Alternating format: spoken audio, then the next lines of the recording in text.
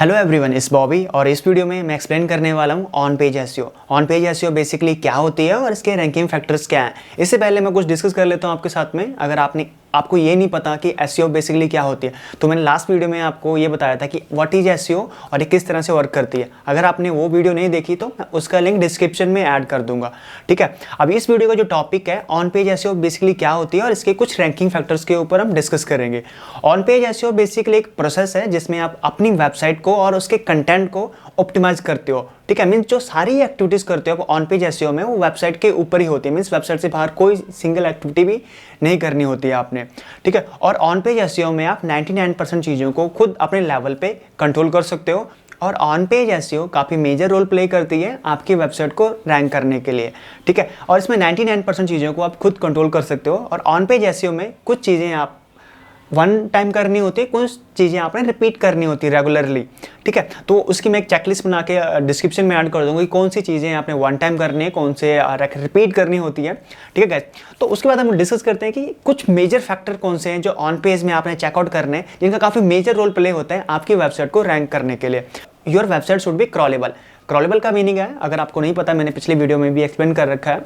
Your website should be crawlable. Crawlable meaning है कि आपकी वेबसाइट में जो भी आपने जिस भी टॉपिक के ऊपर आर्टिकल लिख रखा है, जब गूगल के रोबोट्स या क्रॉलर्स आपकी वेबसाइट में आते हैं तो उसको ईजिली रीड कर पा रहे हैं, स्कैन कर पा रहे हैं और वो इन्फॉर्मेशन गूगल को भेज रहे हैं कि आपने किस टॉपिक के ऊपर आर्टिकल लिख रखा है, ताकि कोई भी यूज़र अगर गूगल में आपके बिजनेस के रेलेवेंट क्वेरी करता है तो गूगल उसको दिखा दे।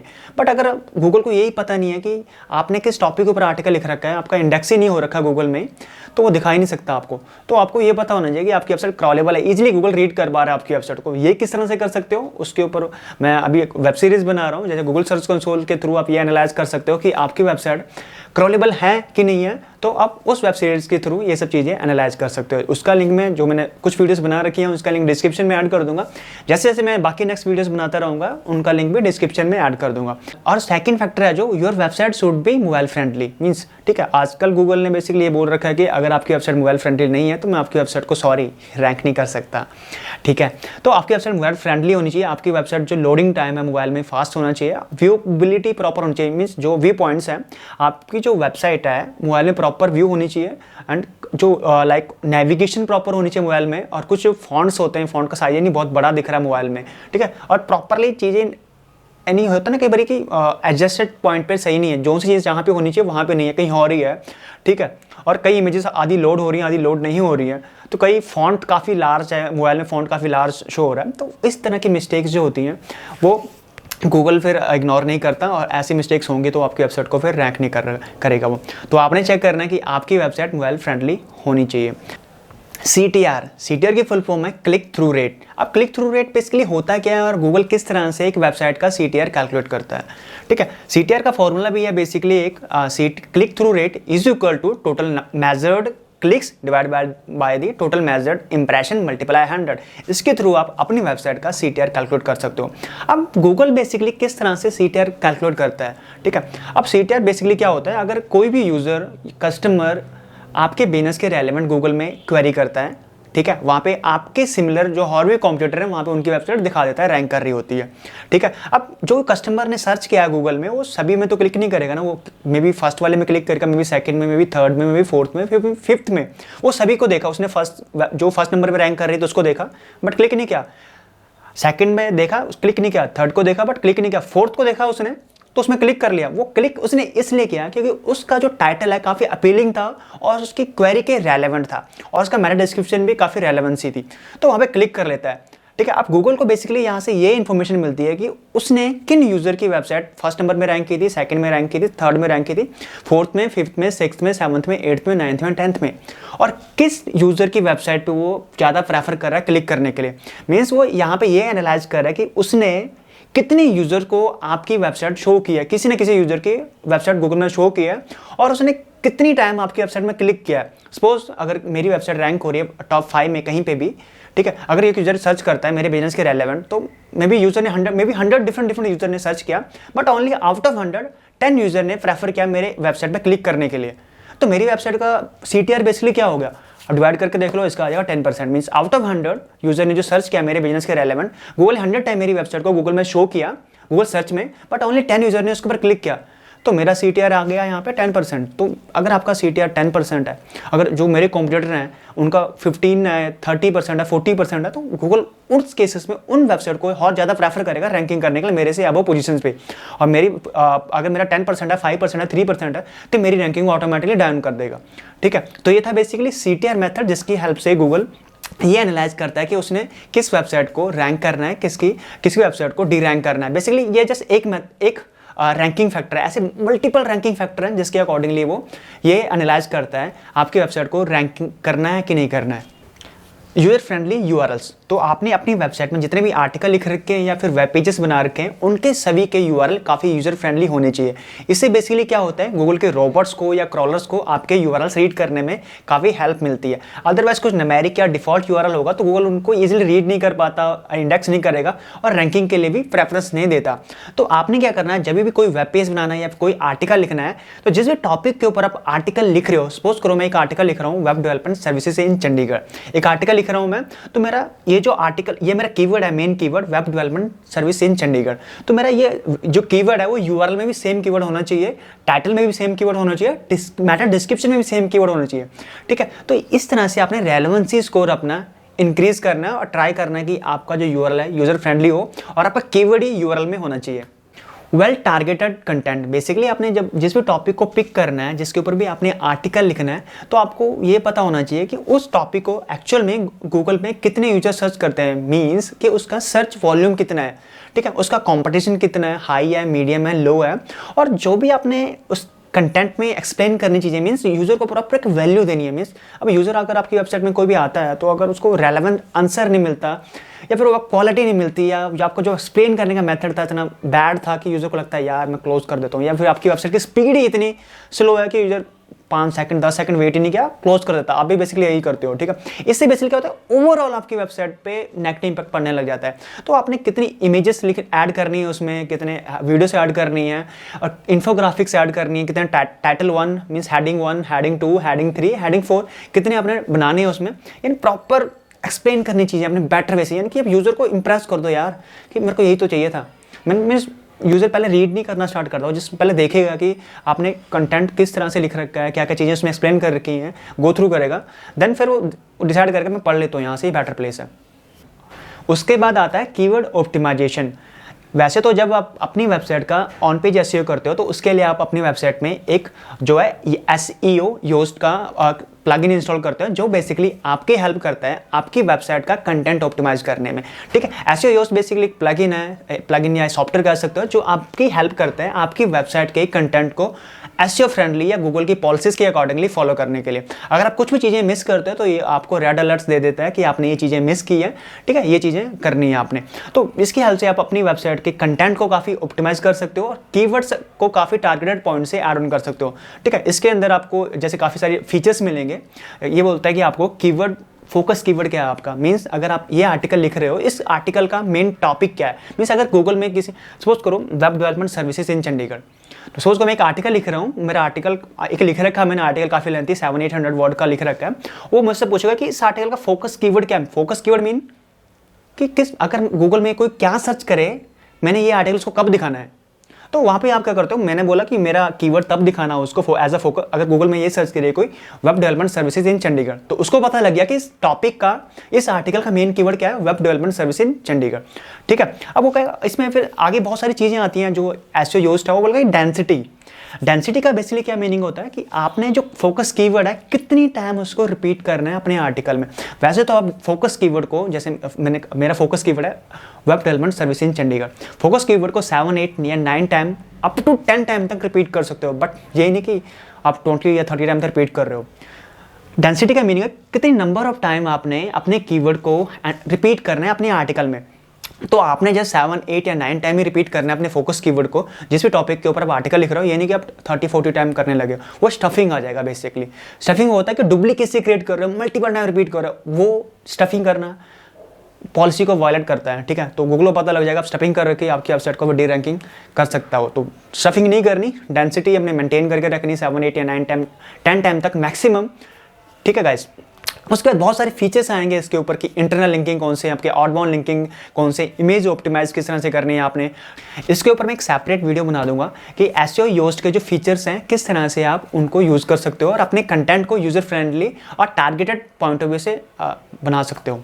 वेबसाइट ऑप्टिमाइजेशन भी एक इंपॉर्टेंट रोल प्ले करते हैं आपकी वेबसाइट को रैंक करने के लिए, ठीक है। अगर आपकी वेबसाइट का लेआउट जो डिजाइन है, स्ट्रक्चर है कि सबसे पहले क्या दिखाना आपने उसको, उसके बाद क्या दिखाना है, उसके बाद क्या दिखाना है, अगर वही अपीलिंग नहीं है तो यूजर इग्नोर करते हैं आपकी वेबसाइट को, यानी गो थ्रू करने से वो कट करके निकल जाएगा बाहर, ठीक है।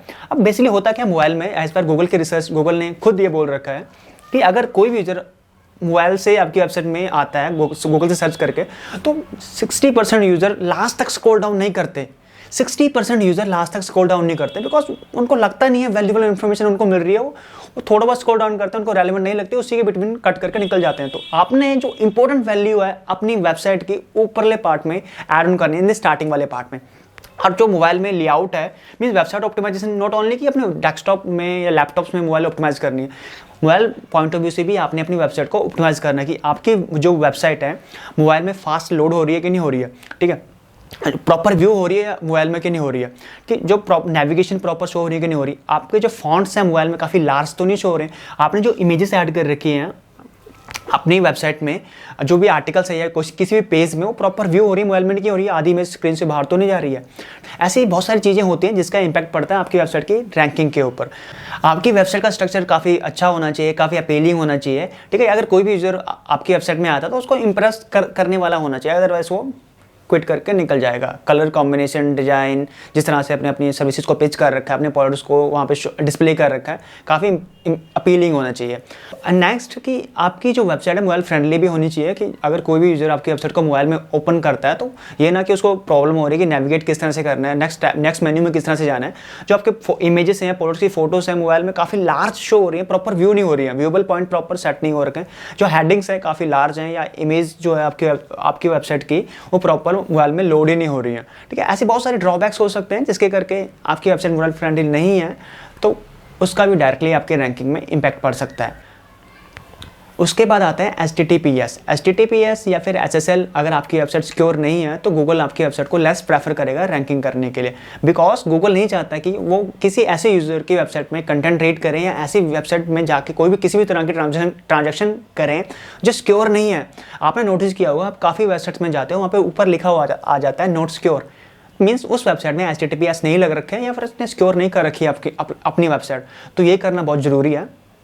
उसके बाद आता है कंटेंट लेंथ, कि आपकी वेबसाइट में जिस भी टॉपिक के ऊपर अपने कंटेंट या आर्टिकल लिख रखा है उसकी लेंथ मिनिमम 600 वर्ड तो होनी चाहिए। अब 600 वर्ड वो इसलिए बोलते हैं कि 600 वर्ड होनी चाहिए क्योंकि अगर कोई भी यूज़र आपकी वेबसाइट में आ रहा है, अगर आपने 600 वर्ड में आर्टिकल लिख रखा है तो उसको रीड करने में थोड़ा सा टाइम लग जाएगा, मीन्स वो टाइम स्पेंड करेगा 1 minute, 2 minute, 3 minute, 5 minute, 6 minute, 10 minute तक स्पेंड कर सकता है मैक्सिमम, अगर वो कंप्लीट रीड करता है। अगर जस्ट वो हेडिंग ही रीड करता है, H1 जो हेडिंग आपने बना रखा है, H2 हेडिंग बना रखा है, H3 बना रखा है, तो उसमें भी उसको 30, 40, 50, 60 या 1 मिनट अप्रॉक्स लग जाएगा। अगर आपने अपने आर्टिकल को 200 या 300 वर्ड में एक्सप्लेन कर रखा होगा, बाकी जितने भी यूज़र आपकी वेबसाइट में आएंगे, अगर आपका आर्टिकल रेलेवेंट नहीं होगा, यानी कि अपने 200 वर्ड में अपने आर्टिकल को एक्सप्लेन कर रखा है, तो इससे बेसिकली क्या होगा, यूज़र आया 30 सेकंड में आर्टिकल को रीड करके चला गया। अब जितना कम टाइम स्पेंड यूज़र आपकी वेबसाइट में करेगा, अगर सर्च करके कहीं से भी आता है, आपकी वेबसाइट में टाइम कम स्पेंड कर रहा है, उससे आपकी वेबसाइट में एक नेगेटिव इंपैक्ट पड़ना स्टार्ट होता है। उस टर्म्स को बेसिकली बोलते हैं bounce rate. Bounce rate basically एक प्रोसेस है या टेक्निक है जिसकी हेल्प से गूगल ये एनालाइज करता है कि जितने भी यूज़र आपकी वेबसाइट में आ रहे हैं वो एवरेज कितना टाइम स्पेंड कर रहे हैं आपकी वेबसाइट में। अगर एवरेज टाइमिंग है, सपोज करो मेरी वेबसाइट में 10,000 यूज़र आ रखे हैं इस वीक में और उन्होंने अप्रॉक्सीमेट 40 सेकंड स्पेंड किए, मीन्स मेरी वेबसाइट रिस्की है, जो भी यूज़र मेरी वेबसाइट में आ रहा है मिनिमम 40 सेकंड स्पेंड कर रहा है, मीन्स यार उसको अच्छा नहीं लग रहा होगा कंटेंट, तभी तो मिनिमम 40 सेकंड स्पेंड कर रहा है वो। इससे अगर गूगल को बाउंस रेट से एनालिसिस, बाउंस रेट से बेसिकली आइडिया मिलता है कि इस वेबसाइट में जो भी कंटेंट है वो इतना यूजफुल नहीं है, यूज़र आ तो रहा है बट उसको टाइम नहीं दे रहा है, उसको रीड नहीं कर रहा है, तो ये इन्फॉर्मेशन जाती है गूगल के पास, देन वो आपकी वेबसाइट की रैंकिंग को डाउन कर देगा, ठीक है। और डाउन कर देगा। तो आपकी वेबसाइट का बाउंस रेट बेसिकली कम होना चाहिए, बिलो 40 होना चाहिए आपकी वेबसाइट का बाउंस रेट। जितना 40 होगा, और 40 आप किस तरह से होगा, अगर यूजर आपकी वेबसाइट में आ रहा है, अगर मिनिमम 2 मिनट या 3 मिनट स्पेंड कर रहा है वो, इससे गूगल को लगेगा कि काफ़ी ट्रस्टेड वेबसाइट है, ये वेबसाइट में अगर कोई भी यूजर आ रहा है, उसको रेलेवेंट क्वेरी है, उसके अकॉर्डिंगली कंटेंट मिल रहा है और वैल्यूबल कंटेंट है, तभी वो टाइम स्पेंड कर, अदरवाइज को टाइम स्पेंड नहीं करता ना। आप भी किसी भी वेबसाइट में जाते हो तो टाइम स्पेंड नहीं करते, आप इसलिए नहीं करते कि आपको कंटेंट ही यूजफुल नहीं लगा, वैल्यूबल नहीं लगा, तो क्लोज करके निकल जाते हो। तो इसका भी काफ़ी इंपॉर्टेंट रोल प्ले करता होता है आपकी वेबसाइट को रैंकिंग करने के लिए। उसके बाद आता है हेडिंग्स। ठीक है, आपने क्या करना है अपनी वेबसाइट में किसी भी टॉपिक के रिलेटेड अगर आप आर्टिकल लिख रहे हो तो प्रॉपरली जो आर्टिकल लिख रहे हो उसमें heading 1, heading 2, heading 3 properly mention कर रहे हैं। हेडिंग 1, हेडिंग 2, हेडिंग 3 हम इसलिए क्रिएट करते हैं ताकि गूगल को ये प्रॉपर इन्फॉर्मेशन मिल जाए कि जो मेरा आर्टिकल है किस टॉपिक के रेलेवेंट है। ठीक है, उसको रेलेवेंसी मैच करने में काफ़ी हेल्प मिलती है। ठीक है, ये नहीं कि H1 बड़ा, कोई भी हेडिंग बड़ा कर दे तो वो H1 बन जाएगा, ऐसा कुछ नहीं गाइस। ठीक है, हेडिंग 1 बेसिकली वो गूगल आपकी वेबसाइट में आता है, उसको ये नहीं पता लगेगा कि आपने बड़ा बना रखा तो H1 है, वो छोटा बना रखा तो वो H2 है। गूगल जैसे आपकी वेबसाइट में आता है उसको हेडिंग्स नहीं दिखते, उसको जैसे दिखता है कोड। ठीक है, वो कोड को एनालाइज करेगा, कोड में देखेगा कि H1 है, कोड में देखेगा कि H2 है, कोड में देखेगा H3 है, उसके अकॉर्डिंगली वो वैल्यूबल इन्फॉर्मेशन गूगल को सबमिट करता रहता है। बट यूजर तो कोड नहीं देखता, कोई भी यूजर जो आपकी वेबसाइट में आ रहा है उसको जैसे दिखता है टेक्स्ट, जो बड़ा है वो उसको H1 लग जाएगा, मे बी H1 छोटा भी हो सकता है और H1 बड़ा भी हो सकता है। ठीक है, ऐसा कुछ नहीं कि H1 बड़ा ही होना चाहिए, H1 छोटा होना चाहिए, ऐसा कुछ नहीं guys, this is just myth. उसके बाद आता है रीडेबिलिटी और इमेज ऑप्टिमाइजेशन। रीडेबिलिटी मीन्स अगर कोई भी यूजर आपकी वेबसाइट में आ रहा है तो प्रॉपर जो भी आपने लिख रखा है वहाँ पे, आर्टिकल एक्सप्लेन कर रखा है अपनी लैंग्वेज में, तो वो रीडेबिलिटी काफ़ी यानी कि बेटर होनी चाहिए, यानी कि उसको समझ नहीं पा रहा है यार आपने क्या लिख रखा है, एक्चुअली किस तरह के वर्ड्स यूज़ कर रखे हैं उसमें, तो यूजेबिलिटी बेटर होनी चाहिए। और प्रॉपरली अपनी वेबसाइट में जो भी इमेजेस आपने अपलोड कर रखी है ऑप्टिमाइज होनी चाहिए।